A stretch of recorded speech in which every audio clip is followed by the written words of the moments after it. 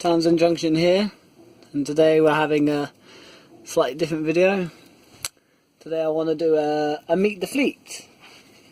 So this video is going to be in no particular order, apart from the fact I'm going to be doing steam, then diesel, then whatever, and then whatever else.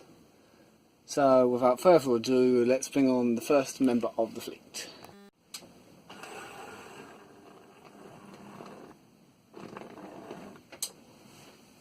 So kicking off, we have number 60, Queen Elizabeth II. This is an 040 shunter, just a unique shunter class, which you get free if you subscribe to Hornby Collector Club magazine, like I used to do when I was very young.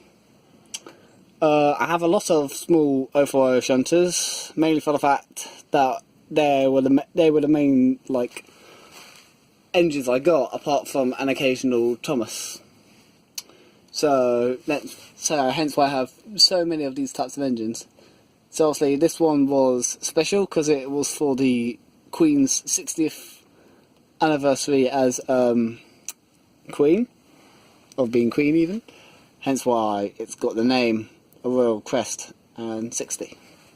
I do like this model, despite the fact it has got the very basic scale-electric model, meaning like most engines of this class, it's a pocket rocket.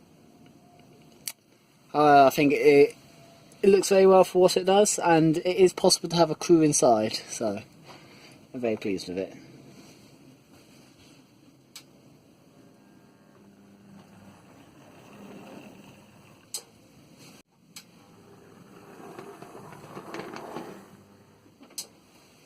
Continuing the theme of 040 shunters is this little one.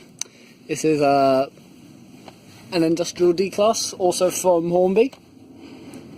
Once again, scale electric model, and it's a very basic design from Hornby Collectors Club.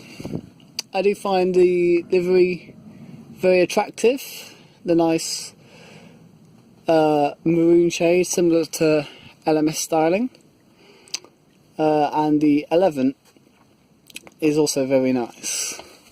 This model has actually also got a crew fitted, or at least one member who's been superglued directly to the chassis, as that's the only way to get a crew in. And also it's got these style of couplings, which are something that's unique to this model, as it was used for a trial of a new coupling system, which was for the downstairs layout. So unfortunately that didn't go very well, and I'm in the process of converting the stock back to just regular Hornby couplings. The reason I tried to convert the couplings will be explained in my next update video, which will come out probably at the end of the month. And I'll also explain why it failed. So overall, it's a very good model, and it'd be even better if I didn't destroy its coupling. So yes.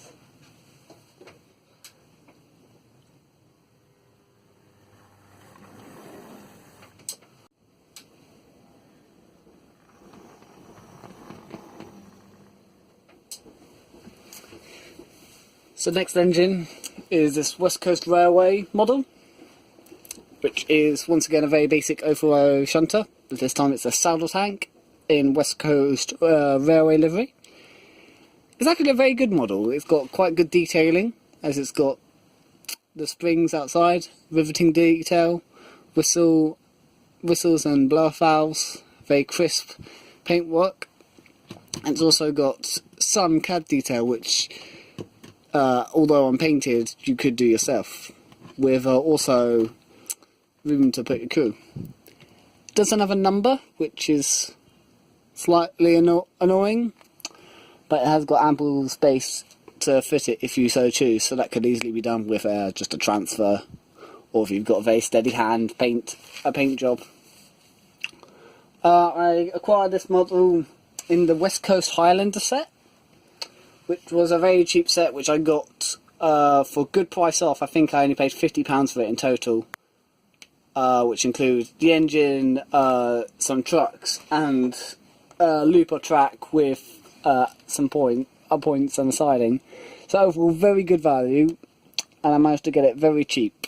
So considering like a model like this will cost you £20 if you were to buy it directly from Hornby, I think it's a very good deal indeed.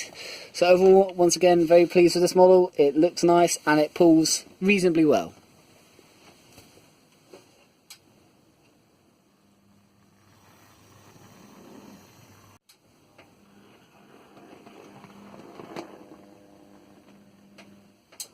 Yes, the GWR 101, Hornby's standard 04 shunter. I have 3 of these models, and this is the only one I've kept in original condition. So, mainly because it's in Southern, and that's where my railway is based. So I decided to keep it the same, plus I think the application of the paint job is very nice. Once again, I acquired this through Hornby Collectors Club. It's not the most outstanding model, but the paint job is good, and once again it runs very well. So, not much to say on this model apart from it's very much the same as the other 04 shunters, except this one is a Hornby 101.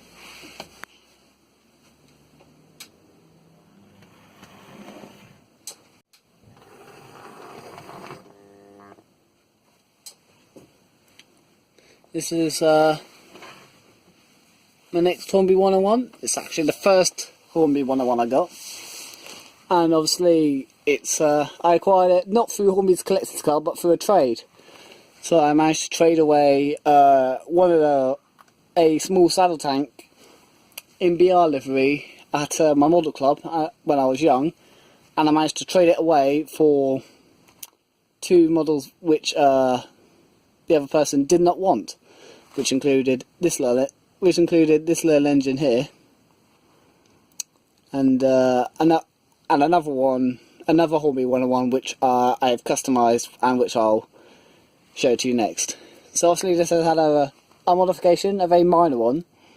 What I've essentially done is I took a saw and I sawed off the roof. So if I get the other 101, you can see obviously it's got a roof. So what I've done is I took a saw and chopped off that, and because of how it looks with the 101, it actually looks like a very good olden engine. This look definitely suits the model, and I think, and obviously it's a very easy customization to make, and in the future I do plan to better it, so I want to patch up some of the cut marks because there's actually a hole and it wasn't a very clean cut in the end. So I want to smooth that out, make it look much nicer than how it looks right now, and maybe add a little bit of this additional customization to the crew. But that could be difficult because I have actually super glued them onto the floor. So overall, once again, very pleased with this model, and it runs superbly well. He says as it stalls. Maybe it just needs a bit of cleaning. This is my third and last Hornby 101, which obviously looks much different from the others that I've shown to you. Obviously, the main difference is that it's got a crane on it. This is obviously to make it look, once again, look different, especially because it was in a livery that I really didn't like, so I wanted to. So I knew that if I were to cut a hole in it and to paint over it, I wouldn't be losing a livery I like, unlike the 101 or the Southern Green. This model was the other one I acquired in the trade, and it's in Townsend Northern Railway livery, so don't bother looking for that railway because it doesn't exist. essentially it's the line where this railway is based, Townsend Junction. It's the TNR, Townsend Northern. And Townsend Junction is actually based in the combination of two railways, the Townsend Northern and the Townsend Southern. So, that's just a little bit of backstory on the layout, which I might go into a little bit more sometime. However, back on track with the model. The crane arm was acquired through a Trackmaster Harvey. So if anyone has those old Trackmaster Thomases characters, that's where I got the crane from. Very simple. I simply cut off the dome and I drilled a hole that was able to fit the crane, and I just slotted it down. And it's a fairly tight fit. However, it does still give me, I'm trying to do this one-handed, because it does allow me to move the crane arm around so I can set it in whatever position I like. However, normally I said just leave it like that. I'm quite pleased with this model. However, there is a bit of a dodgy paint job. However, it did take me a while to get to this state, and it is the best. And trust me, it is the base state it is in. So overall, I'm pleased with this model. At some point, I may come back to it, but that won't be till I have like an airbrush or anything, or just a more precise method. The running capacity of this engine is that it's had better days. Which was another reason why I decided it was the one to be customised, because if it didn't work, I wouldn't be losing like a model that I liked and that ran well. However, it does need a little bit of a service, which I need to be getting, which honestly I do need to be getting on with. But apart from that, it is one of my favourite models because of how different it is.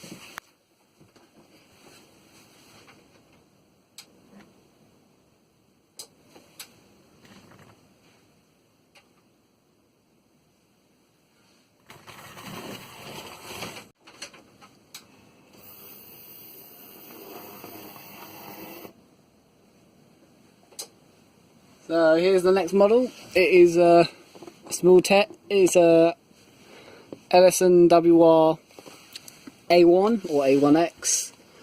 It is a Terrier, and it's number 50 Whitechapel. This engine I acquired through eBay for only £50, and for the quality that is an absolute steal. I believe I got it through Rails of Sheffield, through eBay. It is a Hornby model. And it's not even a Hornby Railroad model. And if you were buying Hornby Railroad, you would be expecting to pay even more for less detail. So it's got such lovely detail. So you've got all the railings, all the lovely lettering, which I believe is a transfer, but for £50 I'm not that bothered. Cab detail, there is some cab detail in there, but it's very difficult to see because of how enclosed the Terrier design actually is.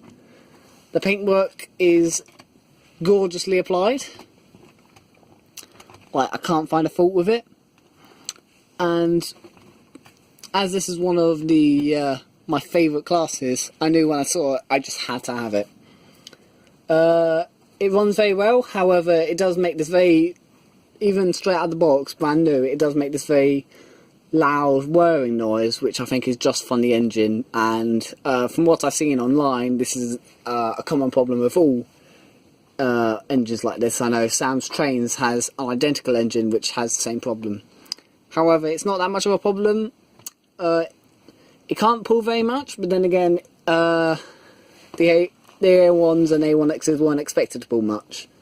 And because of the short wheelbase, it does stall on points, like what you just witnessed there. Admittedly, I could probably clean my track as well, but hey ho. So overall, once again, I'm extremely pleased with this model, and for £50, it was an absolute steal.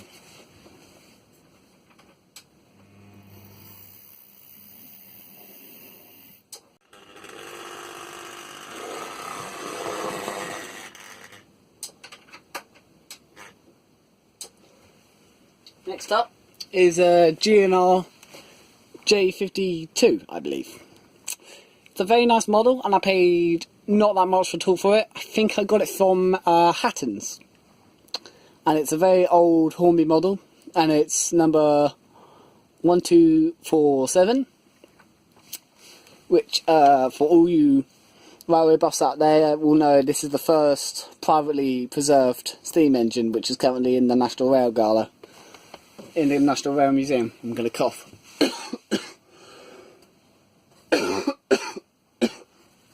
Excuse me. This is actually a very faithful remodelling of the engine. It's not got much cab detail, and it's definitely not coloured. It runs decently well, but it has taken me quite a while to get it to this day. I had to do all sorts of resorting out and oiling and so on and so forth, but it runs fairly well now. But that's not a problem with the model, I think, because it is quite old at this point. And also, when I bought it from Hatton's, it did say runs okay, so I knew what I was getting into. But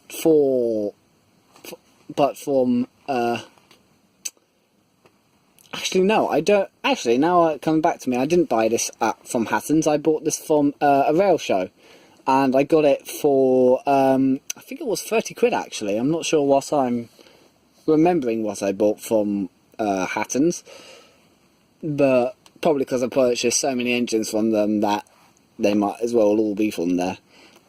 So yes, I bought this from a rail show for £30, and he did say it runs pretty good, but it could use some, but it has been sitting in the garage for a while, so there we go. So overall, quite pleased with this one, and I think it makes a nice addition to the layout.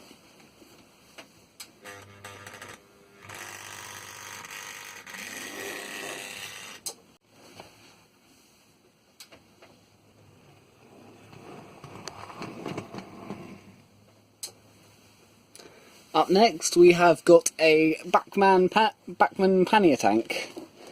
This engine is one that I really like, I think, and I purchased it. I definitely did purchase this one from Hatton from £35. I was getting my notes modelled up. This engine came missing a buffer, but you wouldn't be able to tell from the camera because I had an old wagon, chopped it off, and I've attached this buffer on with super glue, and I painted it red where it's supposed to be. This model is very nice, however, and it's very supremely well detailed, and it runs very good, and I've always wanted a pannier tank, so this is my first, because I do definitely plan to get some more. One minor grievance I have with it is that sometimes it doesn't run 100%. It likes to split points. I'm not sure if it's something to do with the front here, or if it's to do with the coupling, or whatever. However, it's such a rare occurrence, it's really not that much of a bother. So yes, Bachmann have done a wonderful job with this model. It pulls very well, and it's very quiet while it does it. So overall, it's actually one of my favourite models that I have.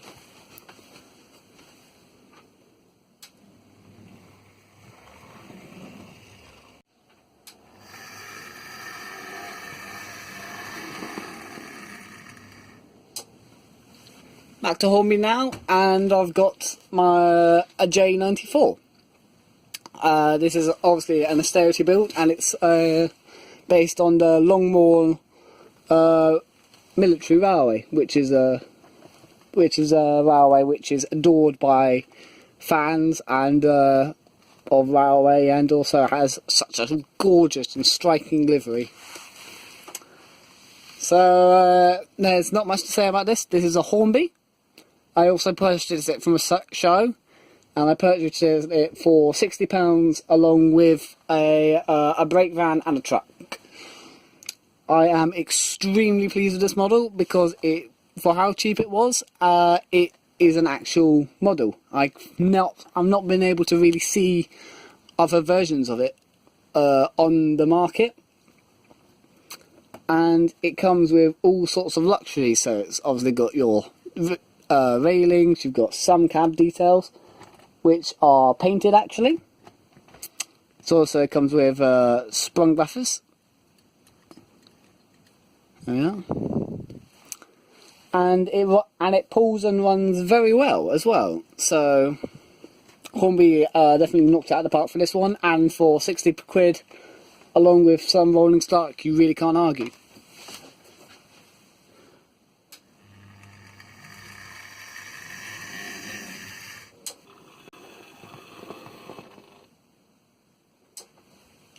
Here we have the Railroad Fowler 3F, or Ginty.